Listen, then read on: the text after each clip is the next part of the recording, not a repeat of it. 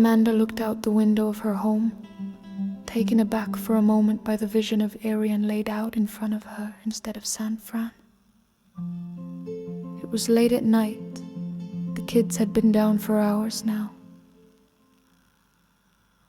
She could not remember slipping into Hyperreal Hospitality. Her mind was preoccupied on other things. Well, one thing, the state of her marriage. It had been 3 days since she confronted Henry in Los Olivos, 3 days on her own. Without him in the house, without the sitter who she dismissed her work at Alameda, which was so deeply entwined with Henry, was also paused pending a resolution to their situation. Her resolution was the wrong framing. One does not resolve a love shattered.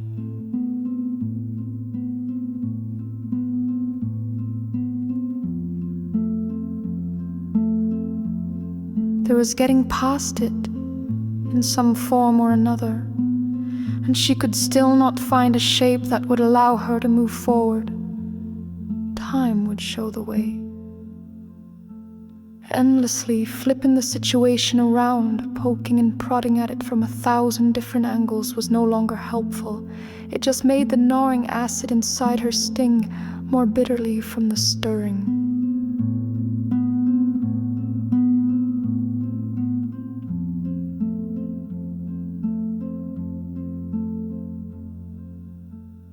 Amanda knew all the logic in the world, couldn't hush the quiet panic that gnawed at her gut.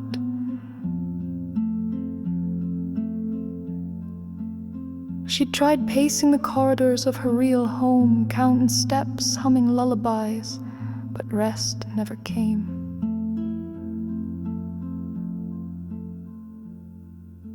At some indistinct moment she had drifted here, into this other house on the hill in Arian, as though her mind slipped through a half-open door between two dreams. The transition left her heart fluttering, uncertain of which world she'd meant to inhabit.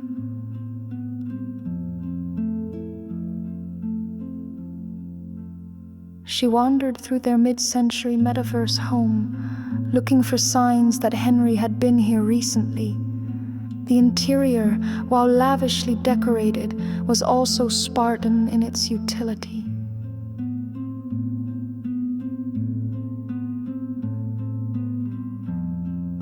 She idly opened the fridge, finding it bare, then the recycling bin, which was also barren, not even a liner inside.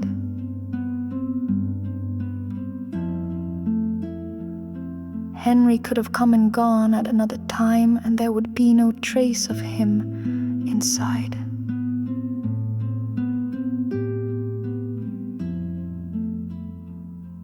We don't do small things that leave marks upon this world. She thought, we are ghosts here. Amanda smiled at that thought as another layer of HH's appeal revealed itself to her.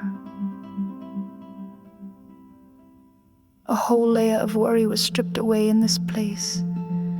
She didn't have to stock this house, keep it clean, get meals on the table, or spend precious time gathering up scattered toys. Her children had never stepped foot in this world.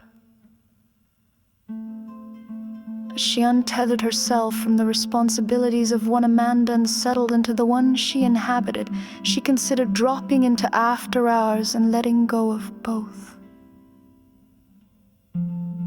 Though tempting to lose herself in the collective, to let their dreams wash over her while a sedative and base reality lulled her into needed sleep. She didn't want mindless oblivion. First, she would need to return to her physical self, if only for a few moments, and that made her uneasy. Second, she realized that this was the first time she had thought of something other than Henry and days. There was new ground in this liminal dislocation, and it was far better than the numbing dissociation she had been using to cope. Suddenly, she stood atop the kidney-shaped pool, her toes just grazing the aquamarine surface. The water shimmered, but made no sound. Its gentle ripples kissed the soles of her feet without wetting them. She could not recall leaving the house had she meant to.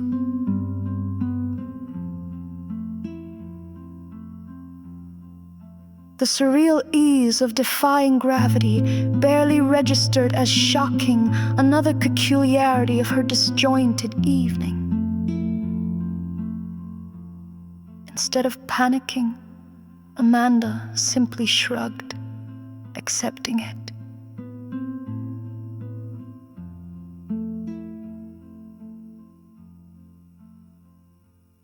She drifted forward, as if led by some quiet current of thought, until she reached the yard's edge.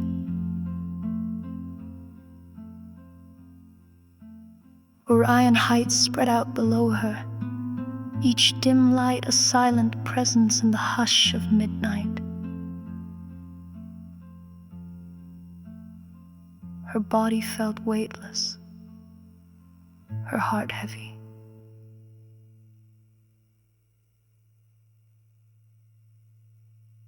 What is Ben doing out in his yard alone? She wondered as she caught sight of him sitting on a bucket in the center of the property. He was still with his back to her, and without thinking, she started to descend down a path from their elevated home to the street below. Overhead, a bronze mechanical owl fluttered by. It was Bubo, and while Amanda's ears registered the mechanical whirring and flapping, she did not bother looking up. Her gaze stayed fixed on Ben as she turned onto the short cul-de-sac and walked the final 100 yards to their property line. She recognized aspects of herself in his posture. Here but not.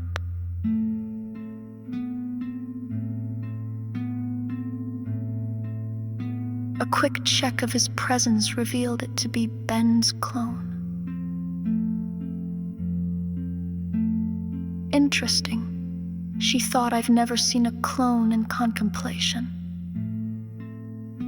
Her feet stepped off the pavement and onto the lushness of the lawn, sinking into the cushion of grass as she silently approached, until she was just a foot behind him.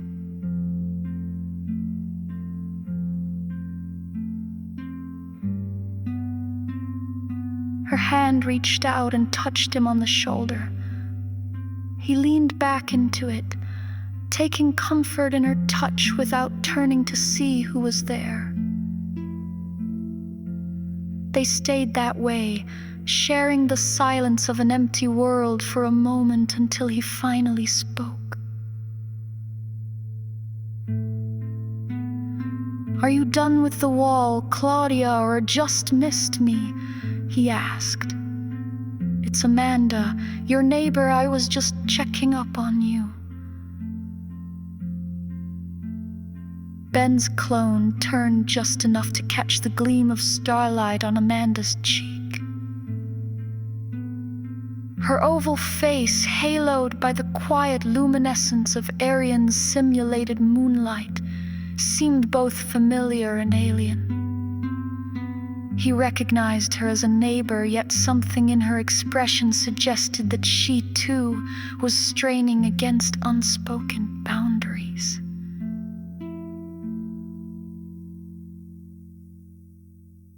He felt a faint tension coil in his chest, a hint of confusion and curiosity braided together. He twitched as Amanda's touch startled the protocols guiding him. Ordinarily, he would stand promptly, offer a polite greeting, but her hand pressed gently, insistently on his shoulder, anchoring him in place. Conflicted impulses coursed through him, the need to please, to comply, offset by a warmth in her quiet insistence. He let out a soft exhale, easing back onto the bucket.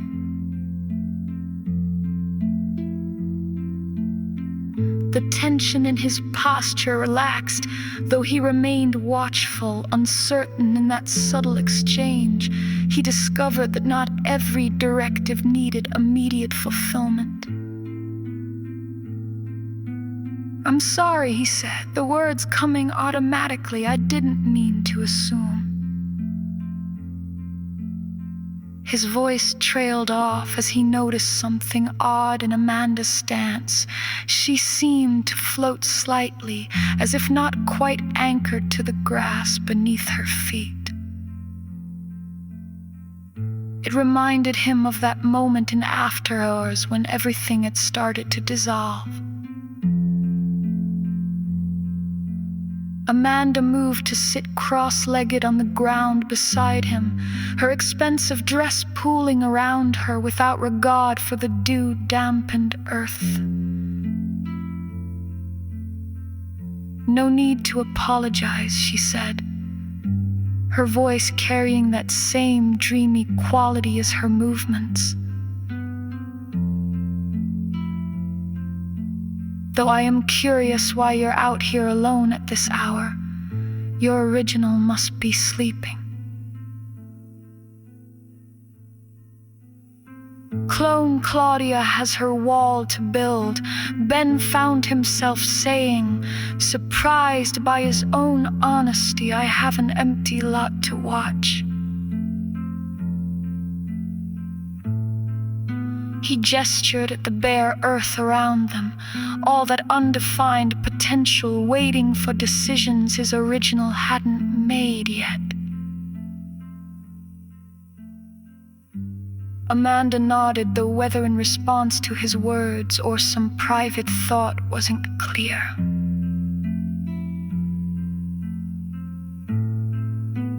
They sat in silence again, both looking out over the valley of Arion, the lights of other homes twinkling like earthbound stars.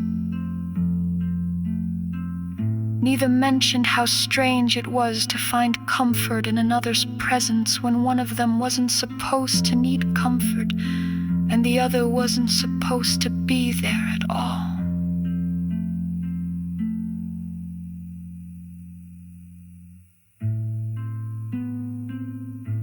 Somewhere out in the darkness, a distant whistle rose and fell, delicate as a memory and utterly out of place. There were no trains here. Ben knew that. Yet the gentle cry threaded itself through the hush of the night, making him shiver. He glanced at Amanda, wondering if she had heard it too, or if this stray artifact was his alone to ponder. "Have you ever watched real Ben sleep?" Amanda asked suddenly. "I do that sometimes, watch Henry, not my clone. I mean, I sit there in our bedroom, in our real house, and watch him sleep, trying to understand how someone so familiar could feel so strange." She paused, seeming to catch herself. "I'm not sure why I just told you that." Clone Ben's social optimization setting struggled to parse this disclosure. The protocol suggested deflection, perhaps a joke about surveillance, but instead he found himself asking, "Do you ever get confused about which house is real, which version of yourself is watching?" Amanda drew her knees up to her chest, wrapping her arms around them.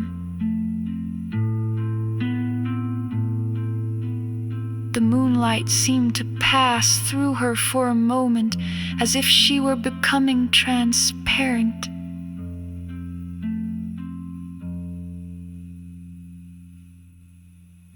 "I used to know," she said softly. "Everything was so clearly defined, but lately..." She trailed off, staring at her hand as if unsure of its solidity. Ben watched her, watching herself fade and reform. Ben thought about his endless hours on this empty lot, time slipping past without measure, about watching clone Claudia stack stones with such certainty while he sat here unable to even imagine what kind of house he wanted.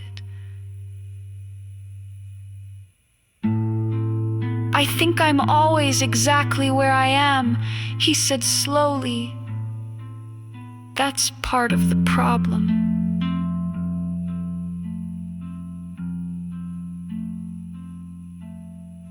The mechanical owl passed overhead again, its shadow sliding across them like a question mark. Amanda tracked its flight with her eyes. "Henry and I," she began, then faltered. "When you spend so much time being what other people need you to be, sometimes you forget which version was real to begin with." The night air had grown cooler, but neither of them moved. There was something happening in this conversation that felt important, even if neither could quite grasp what it was, like standing on the edge of a revelation that kept shifting just out of reach. Ben noticed Amanda's gaze growing distant, her grip on his hand loosening as if she might drift away. When she spoke again, her voice carried a new vulnerability. "The kids asked about their father today in the real world. I answered, but afterward I couldn't remember what I'd said. I stood in the hallway trying to replay the conversation." She shook her head slightly. "I used to be so present, so certain of every moment." Ben felt the weight of her words, understanding something about purpose he hadn't been able to name before.